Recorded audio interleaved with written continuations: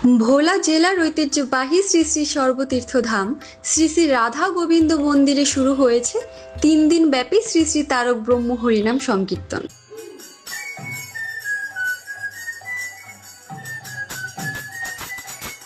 আজ এই ধর্মীয় মহোৎসবের দ্বিতীয় রজনী। হরিনাম সংকীর্তনকে কেন্দ্র করে মন্দির প্রাঙ্গণ সাজানো হয়েছে এক অপূর্ব নববৃন্দাবনের আদলে।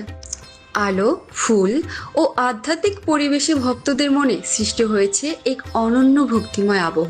প্রতিদিনই হাজারো ভক্তের উপস্থিতিতে মুখরিত হয়ে উঠছে পুরো মন্দির এলাকা। দিনরাত চলমান রয়েছে হরিনাম সংকীর্তন ও প্রসাদের ব্যবস্থা। আমাদের ভোলা জেলার সনাতন ধর্মাবলম্বীদের সর্বতীর্থ ধাম, যেটা সনাতনীদের একটি আস্থাদের। পয়লা বৈশাখ থেকে মেলা শুরু হয় এখানে এবং ভাগবত পাঠ, তারপরে 3 দিন মহা উৎসব। এই 3 দিন আমরা নাম কীর্তনের সঙ্গে সঙ্গে মহাপ্রসাদ বিতরণ করে থাকি। মূলত এখানে আমাদের যে সম্প্রদায়ের, আমাদের সনাতন ধর্মাবলম্বীদের যে কৃষ্টি কালচার, আমরা কোথা থেকে আজকে এই পর্যন্ত আসলাম, সেই বিষয়টা আমরা এখানে তুলে ধরার। ধর্ম যার যার, রাষ্ট্র সবার।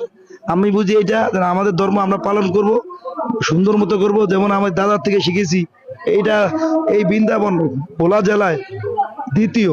এই বৃন্দাবন তৈরি করতে হলে, এত কিছু করতে হলে 1-1.5 মাস আগে সময় নেই। এটা সম্পূর্ণই তার অবদান।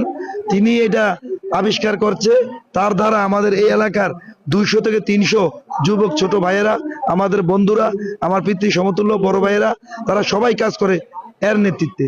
আয়োজকদের মতে এই মহোৎসব শুধু ধর্মীয় অনুষ্ঠান নয়, এটি ভক্তদের জন্য এক আত্মিক মিলন মেলা, যেখানে সবাই একসাথে নাম সংকীর্তনের মগ্ন হয়ে ভগবানের কৃপা লাভের আশায় অংশগ্রহণ করেছেন। আমাদের দ্বিতীয় রাত মন্দিরের কীর্তনের। প্রতি বছরের মতো এবছরও আমাদের মন্দিরে এই নববৃন্দাবন ধাম সজ্জিত হয়েছে।